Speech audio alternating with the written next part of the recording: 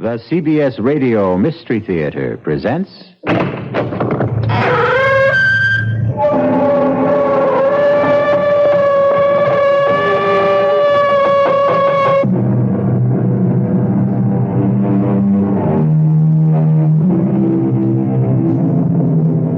Come in.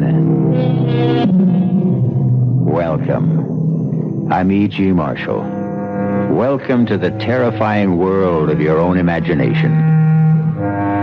The law says, thou shalt not kill. And that's the law most of us openly acknowledge. Yet, there are other laws and drives that stir primitive, long-forgotten urges, instincts, laws that raise murder from the worst of sins to the most satisfying of deeds. Hey, please, let me go. Oh, no. I've got you now, Jim. You have no reason to kill me. We're friends. It's nothing personal, Jim. Why? Why do you want to kill me? A hawk kills a rabbit. Why? Because he has to. It's the law of nature. Frank, you're crazy. Put away that knife. I'm a natural man, Jim. I'm only obeying the law of nature. Kill me!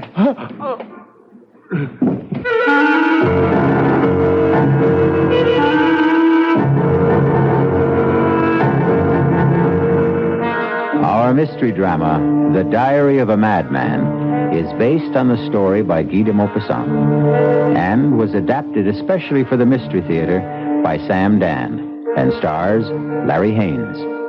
It is sponsored in part by Anheuser-Busch Incorporated, brewers of Budweiser, and by the Kellogg Company, makers of Kellogg's Special K cereal. I'll be back shortly with Act One.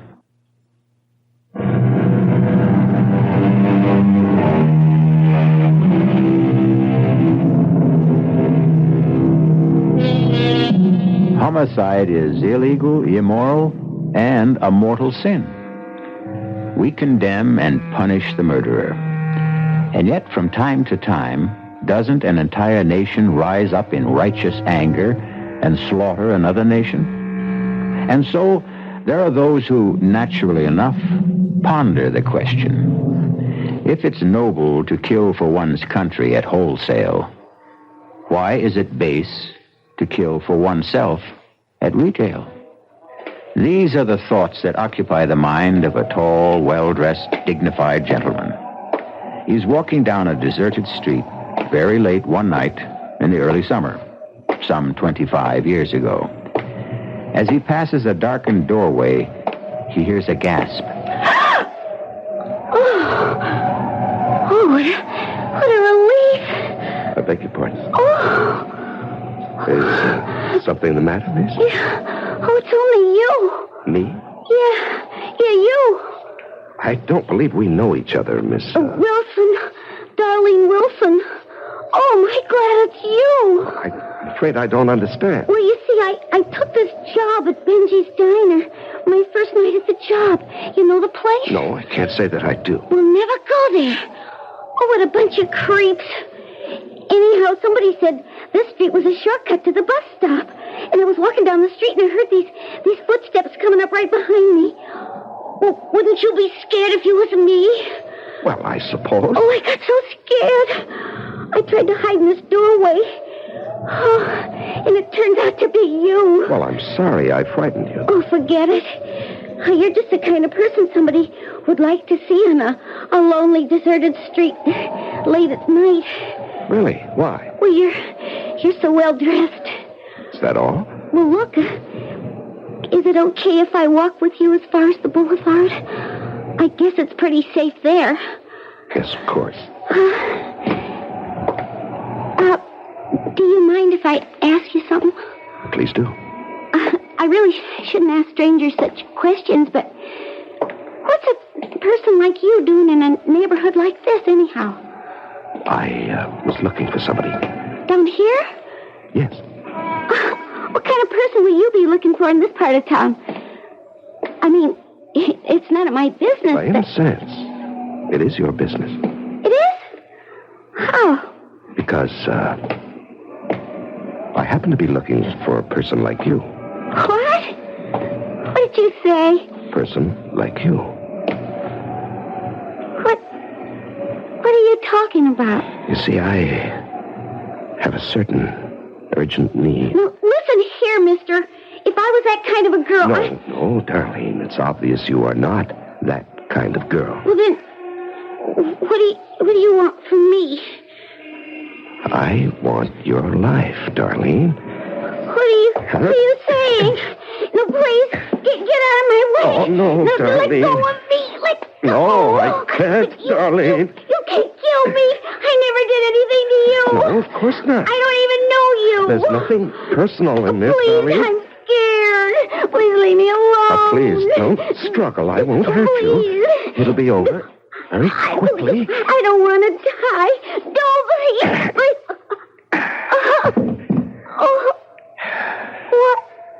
Why did you do that? Help me, please. Somebody, help me. Some maniac. I'm not a maniac, Darlene. To kill is to obey the law of nature. Nature commands all of us to kill.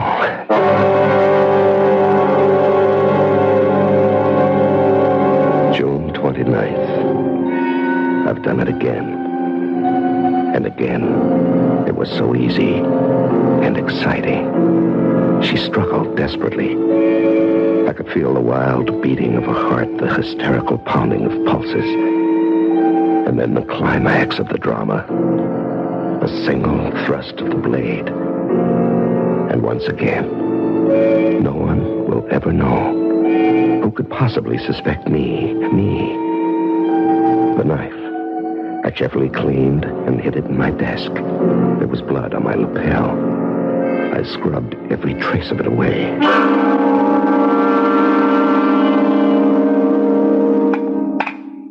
Morning, Frank. Good morning, dear.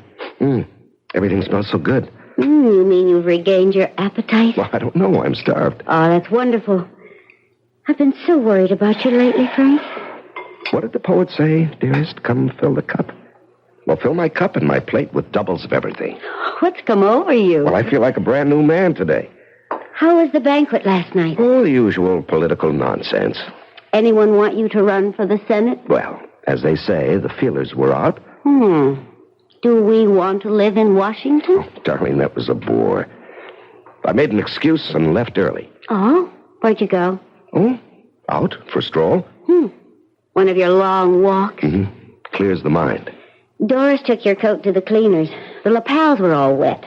Yes, I tripped and fell to the pavement. Oh, you didn't hurt yourself? No. I landed on some grease or paint or something. I tried to wash it off when I got home. Well, you didn't have to bother.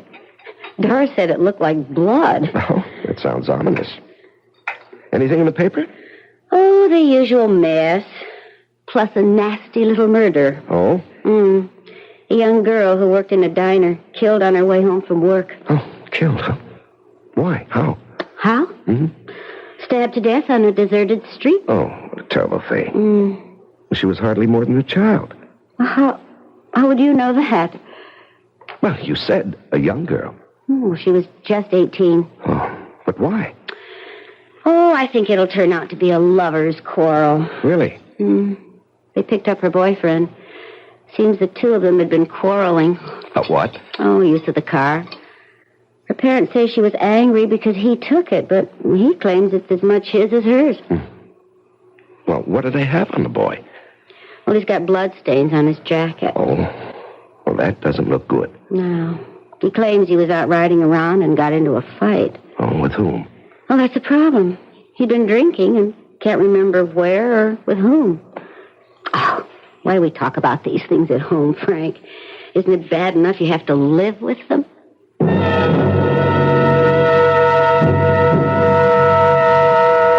June 30th. Although I'm completely above suspicion, I can't afford to be careless. Not that anyone in his wildest dreams would ever suspect.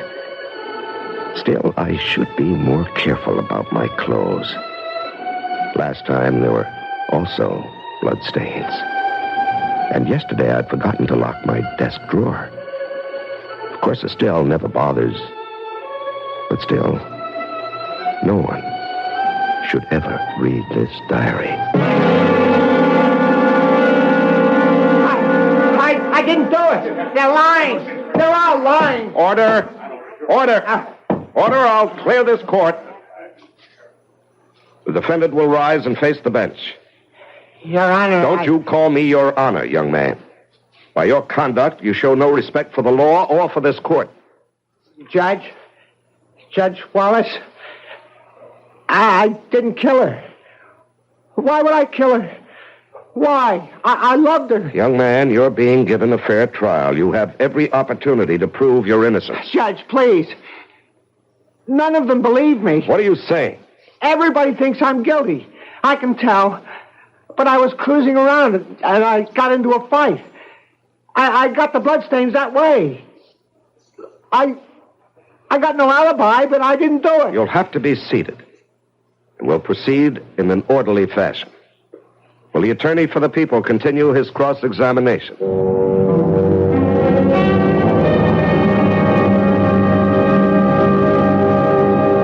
Aren't you going to finish your steak, Estelle?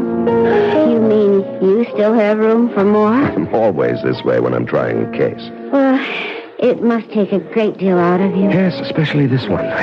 Why this one? Oh, I don't know. Frank, that boy's innocent. Estelle, that's for the jury to decide. No, not completely. It's for you to decide. I think you've decided. How can you say that? By the way you're handling it. Please, Frank, you may not be aware of it, but... Aware of what? Well, you're favoring the prosecutor. Now, that's ridiculous. Well, then... It has to be my imagination. I don't understand why we're even talking about this. We never discuss my case. It's just that. Estelle, you're actually pale. What is it? I'm convinced that boy is innocent. Well, if he is innocent, he'll be acquitted. But you know that isn't true. The innocent don't always go free, and the guilty aren't always punished. Estelle, I've never seen you like this before. I know, and I just can't account for it. But I have this conviction. That boy is absolutely innocent. Darling, there's evidence. I don't care about evidence. Now, that's irrational. Well, what can I do? I know. Don't ask me how. I just know. That boy is innocent. Well, then there's every chance the jury will agree with you. No, Frank. That's what makes it so terrible. I don't think the jury will agree with me. I had killed before, but this was the first time somebody was going to pay for it, so it was doubly exciting. I had not only killed her, but in a very real sense, I would also be killing him. He was doomed. I could tell. They were a hanging jury if I ever saw one. They didn't like the boy. I could read the verdict in their faces. And so I went out of my way to give them the kind of charge that would be as favorable to the defendant as I could make it, because I knew that nothing could save him. They stayed out a whole day, all night, and the better part of the next morning. There was never any doubt in my mind.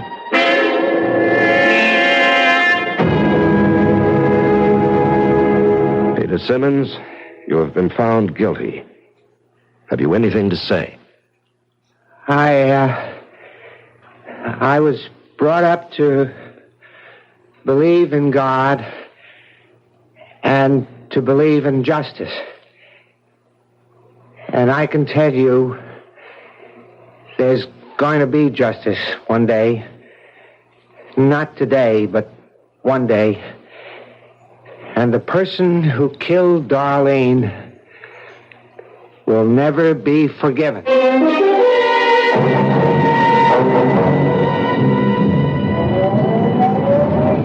Thanks for picking me up, dear.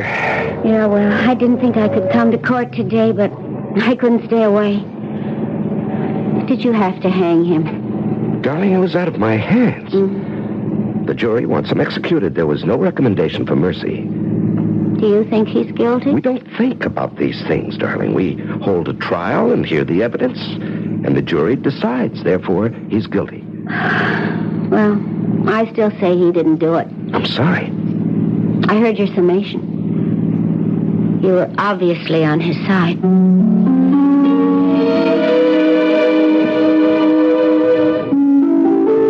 November 27th. All of his appeals ran out.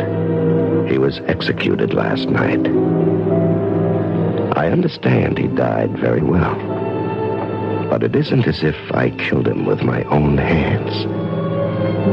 And it's been a long time. A very long time since I obeyed the law of nature. I'm growing restless. Oh, honey, I took so much trouble with that chicken. You haven't even touched her. I'm sorry, dear. Oh, you're out of sorts tonight. Actually, honey, you haven't been yourself all week. You've been working too hard. I have a headache. Oh, well, why don't you lie down? No. I think I'll take a walk. Well, it looks drizzly out. Well, that's just the kind of weather I like. Well, when you decide on one of your walks, there's nothing I can say to stop you. Put on your rubbers and wear a raincoat. Yes, of course, dear. I don't want to have to worry about you.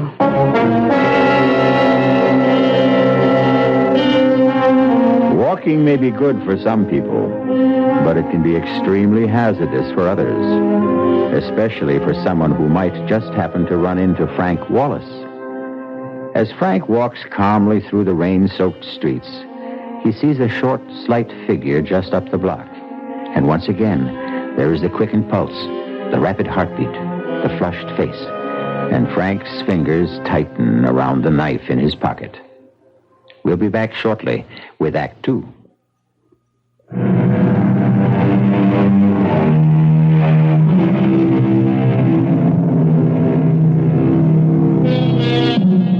Franklin K. Wallace is a distinguished judge. He's a credit to the community and an ornament to his profession. So what is he doing out late at night on a dark street in a drizzle and fog with a knife in his pocket? Moving swiftly toward a man who is walking just ahead of him. What? Hey, well, I'll be. It's Judge Wallace. Evening, Judge. Oh, it's, Jim Downer, don't you recognize me? Yes, of course. How are you, Donna? Well, I tell you, I'm having a problem. Oh? She says to me, Jim, you're chasing around. And it's true. I am. And she says, Jim, you've squandered not just your money, but mine. And it's true, I have.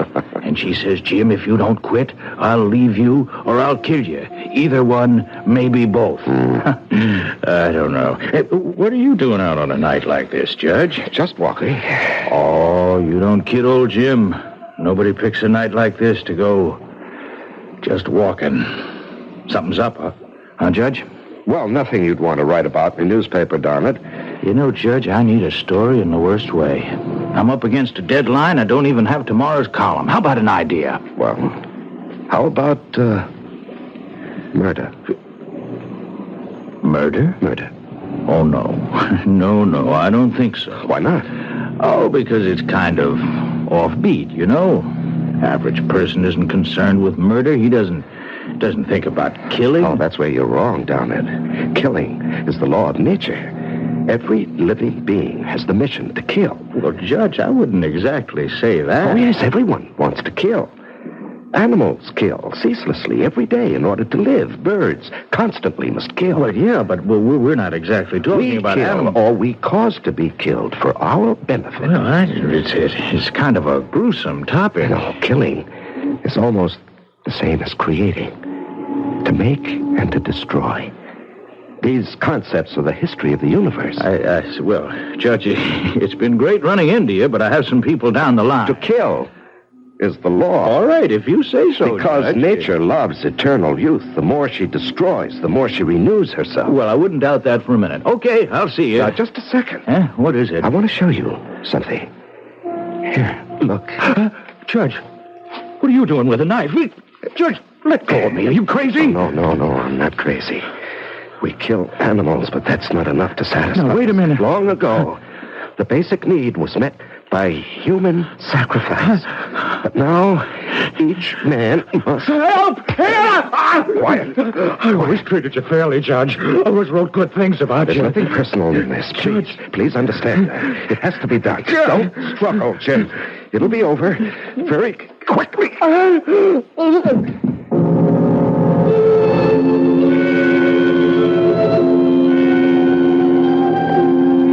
Was he dead? I thought I heard someone coming. His scream may have been heard by someone, the police maybe. If he wasn't dead, I was doomed. But I didn't have time to make sure. I had to get out of there because I knew I had blood on my coat. I had to get out of there, and I had to get rid of that coat.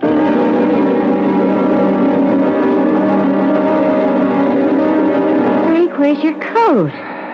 Still, I don't think you're going to believe me, but I gave it away. You what? Yes, you know the legend of the rich man who gives his coat to a beggar. Well, I ran into some poor derelict, and I just gave him... Frank. What a generous thing to do. Well, not really. The coat was getting old, and I was getting tired of it. And I never really liked it. Oh? Let me tell you the latest news. Mm-hmm. Jim Downard, the political columnist on the Herald. Yes? What about him? Well, he was found stabbed on the street. Oh, no. Uh-huh. Is he dead? He's in a coma. Oh. He was unconscious when the police picked him up. Evidently, he'd been attacked. He'd been screaming for help. Well, will he recover? Well, the police are convinced he'll be able to identify his attacker, but, well, he has to regain consciousness. Yes. Estelle. Mm-hmm. I'd like to go to the hospital. I'd like to see him.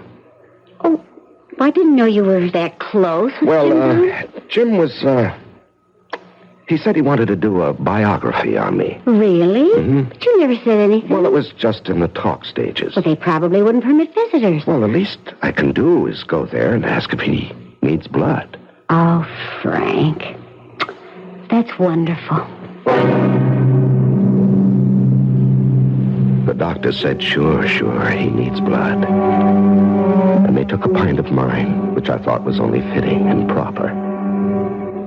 And then I asked if I could see Jim. And the doctor said Jim was still in a coma, but I could pop inside for a second. There was a cop stationed outside the door. He saluted me, and I walked into the room. He was lying very still. And there were all kinds of tubes attached to various parts of his body. As I leaned over to look at him, he slowly opened his eyes. And I knew he was going to live and destroy me, unless I could do something. I could hear the doctor out in the hall. He was exchanging greetings with a policeman. Quickly, I pulled gently at one of the tubes in his arm. I didn't know what that might do, but it was all I had time for. You want some warm milk, honey? No, I'll just go to bed. Any news about Jim Downard? Sorry to have to tell you this, Frank, but came over the radio a few minutes ago. Jim Downard is dead. Oh. They said he never really had a chance. January 20th. I had discovered something else. In addition to the thrill of killing, there is also the exhilaration that is felt by the victim. Nature is kind. She also gives the one who is doomed the feeling of the drama. I know, because for several hours last night, I could have been a victim. Had Jim Downard lived, well, it taught me a lesson. I should raise the stakes. I shouldn't be so invulnerable. After all, if I am absolutely 100% safe, where is the thrill? Morning, darling. I see you've prepared a big breakfast.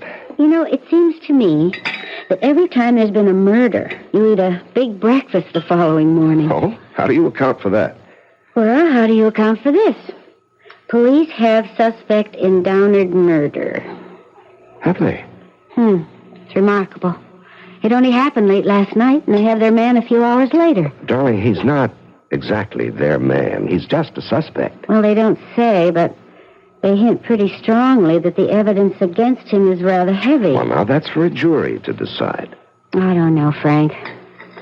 I don't think he did it. Oh, no. Here we go again. Well, it's just a feeling. Darling, he'll have his day in court. Well, that doesn't necessarily prove anything. Estelle, are you attacking our system of justice? Did that poor kid, what's his name, Peter Simmons, did he get justice? Well, he got a fair trial. Huh. Well, I still believe he's innocent, for all the good that does him now. And I believe this man is innocent, too. Estelle, you don't know what the evidence is. Well, it's just a feeling, and it just won't go away. Oh, you're being silly. Maybe. I just wish that you weren't involved. Well, I have to be involved. It's my job. February 23rd. The man's name is Tom Lewis, 30 years old. He has a previous record. He did time for robbery and again for assault. I don't think his chances are too good. He doesn't have a very good story either. Well, I was just walking along down the street, see, and I thought I heard somebody yell for help. So I wasn't going to get mixed up in it, see, but it was foggy. And I couldn't see, And I guess I must have tripped over him. I could see he was dead, or good as dead. And there was blood. There was blood all over him. And that's how it got over me. And the money, well, all right, I figured as long as he's dead anyhow, he might have a couple of bucks on him, so I reached into his pocket. Your Honor, we should like the jury to examine this $50 bill. Listen, I'm not denying I took the money. Order. But somebody else had already knocked him off. The accused will remain seated and orderly. Well, I'm being framed. Mr. Lewis, I will not warn you again. The court cannot tolerate these outbursts. But I didn't kill him.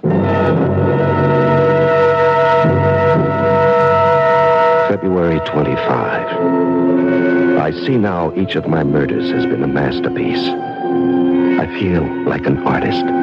With this difference, I cannot accept credit for my work. Well, perhaps the day will come when a man will be honored for a superlative job, such as I can do. Meanwhile, I'm not exactly being cheated. No one else wants to take credit for my work either. That's a consolation.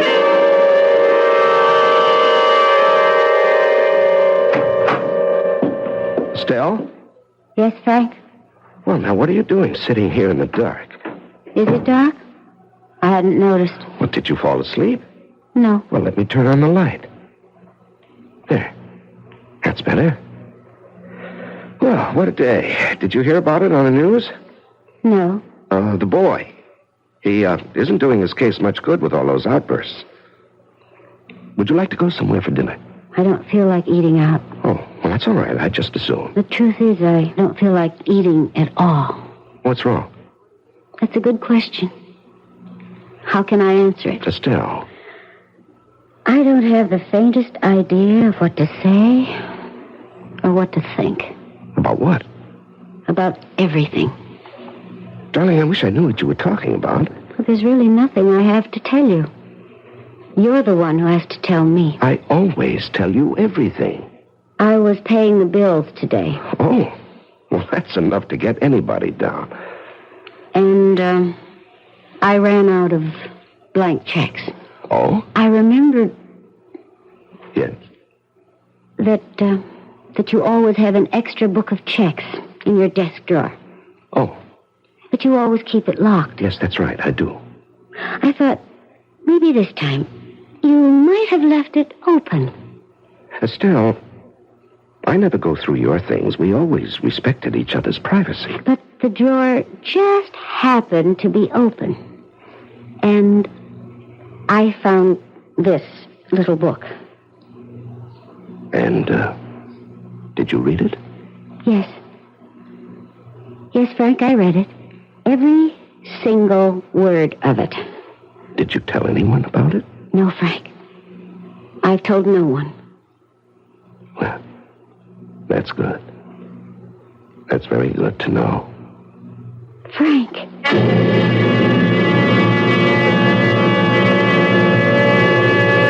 How would you like to poke innocently through your husband's desk? and come up with a diary like the one you've been listening to? Well, you could say she's twice foolish. First, to find the diary, and second, to let him know it.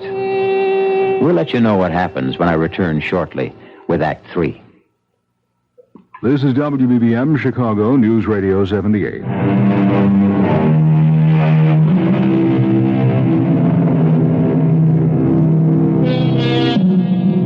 Over the years, there's been a series of particularly brutal murders.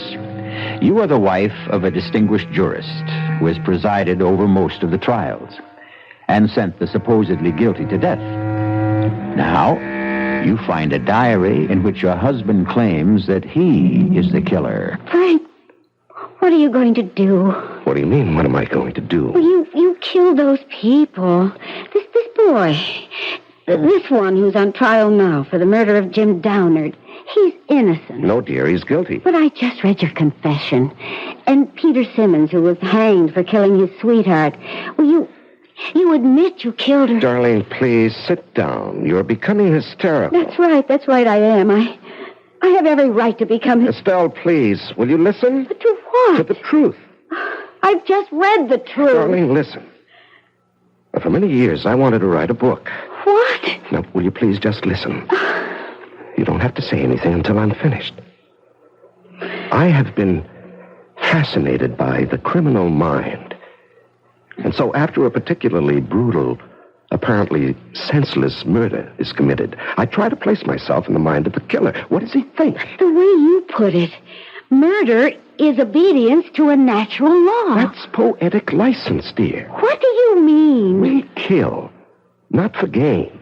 Oh, we think we do. We think we kill for money or for passion, but the truth is, these are just pretexts. Now, we kill because of an ancient urge. And when the urge becomes strong enough, we take advantage of any pretext that comes up. But I'm not aware of this urge. And neither am I, dear. It's been refined and civilized out of us, but there are lower types. You see, the Tom Lewises, but the Pete why? Simmons. Why what?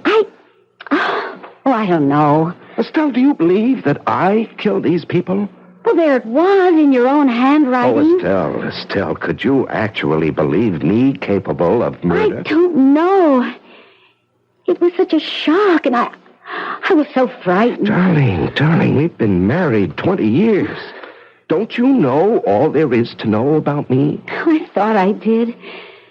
And then I happened to remember certain things. Like what? Well, each time there's been one of those murders, you just happened to be out walking. Well, there is such a thing as coincidence. And when that girl was killed, well, you did have stains on your coat. Oh, darling. Would you hang me on circumstantial evidence? Well, you hung Peter Simmons on circumstantial evidence. And circumstantial evidence is tightening the noose around Tom Lewis's neck every day. Do you mean you seriously believe? No. I believe you. Well, that's better. I believe you because I have no alternative. February 27. How could I have been so stupid? Why did I leave that drawer unlocked? I'm sure there are psychologists who would say that I want to be caught, but that's ridiculous. Does she believe me? Does she? Or do I have to kill her? Kill Estelle? No, that would be testing the law, the natural law. Can you kill a loved one? Because I do love Estelle. That would be the highest obedience to the law, to kill the one you love. Very well, Mr. Lewis. You expect this court to believe that you just stumbled across Mr. Downard's body in the dark? It's the truth. He had already been attacked by someone else. Yes. He was still alive. I think so. You insist you heard him cry for help. That's right. Someone had just attacked him, see? And he's the one who killed him. Yeah, but we don't know that he cried for help. All we have is your word for it. But it happened, I tell you, and... Yes? What? What did you want to say? Mr. Lewis, you must answer the prosecutor's question. What happened? Yes, well, it was foggy. But you see, just as I got there, I saw somebody. You saw somebody? Right. I could see somebody running away. And could you describe that somebody? He was tall. Very tall. There's no mention of this somebody in any of your previous statements? Well, that's because I was nervous. See, I couldn't think, but now... Yes? Well, now, as I go over it again and again in my mind, I remember. There was somebody, see, a tall guy. And he was running away. I mean, I can even remember his footsteps. And so now you expect us to believe that the murder was committed by a certain mysterious somebody. I expect you to believe the truth. I think we already know the truth.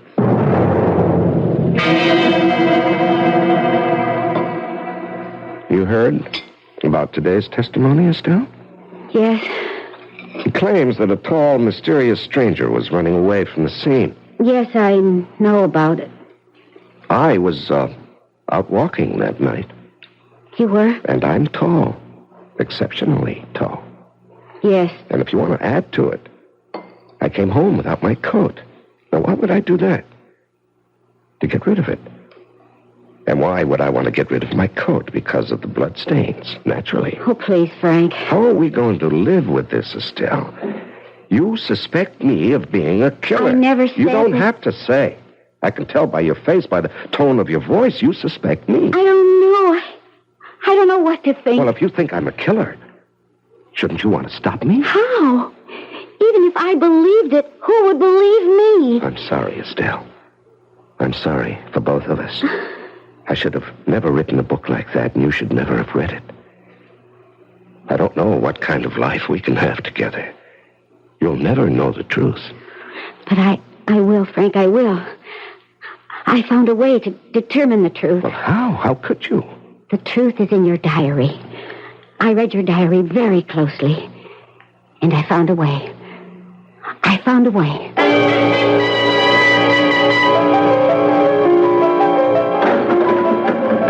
Who are you? That's not important, Tom Lewis. How'd you get in here? It wasn't easy. Now, what do you want? I want to save you. Yeah, why? Listen, I pulled a lot of wires to get into this prison. I'm the only chance you've got. Who are you kidding?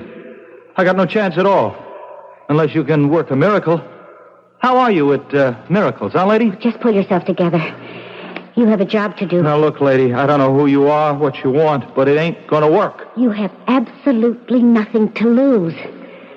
Now, just tell me, was there or was there not a tall man who ran away as you approached? Yeah, I told the prosecutor. Now, you just didn't make that up in the desperate hope someone might believe it. Lady, I don't have to lie. I got nothing to lose. There was someone. Tall? Yeah, tall guy. And that's all you could say about him? Well, he was tall and kind of athletic looking, you know. Good build, and he moved fast. I see. Hey, lady. Hey, what's the matter? Come on, what are you crying about? Oh, nothing at all. Now, do you want to be cleared of the murder charge? Huh. Just like that, huh? Well, almost. Why should I be cleared? Because tomorrow, you'll stand up in court and admit you killed Jim Downard. Oh, great. And that's going to clear me? Yes. Oh, lady, why don't you leave me alone, huh? I got it tough enough now. Do as I tell you. You mean you want me to just jump up and holler, I killed him? Yes, and then you'll go on and this is what else you'll tell them.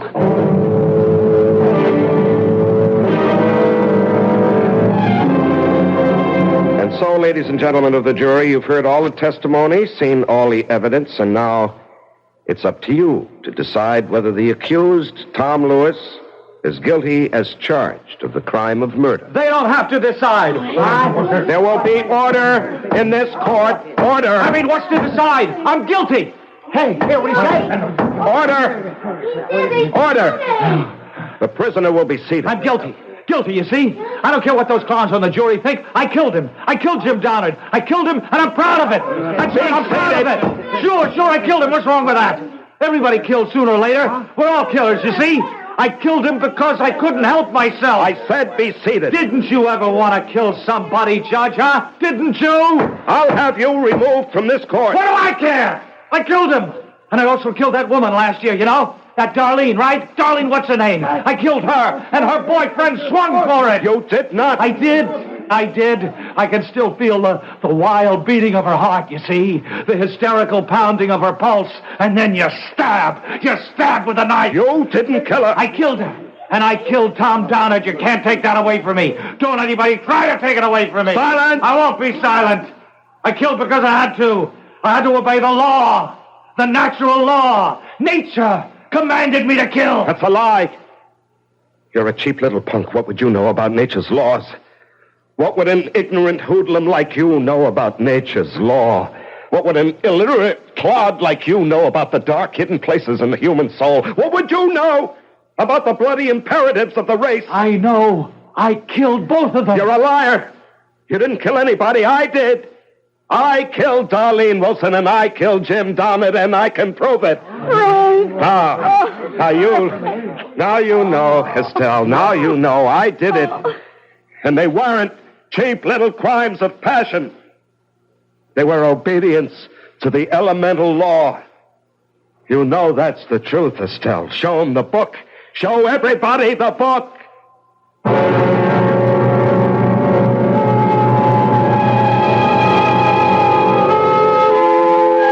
Well, they were all set to throw the book at ex-Judge Frank Wallace, but, of course, the plea was insanity.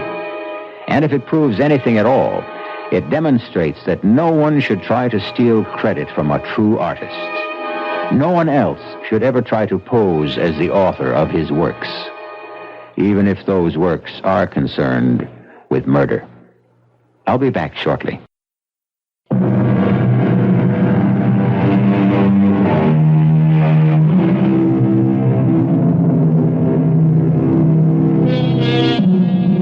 You've heard them say, murder will out.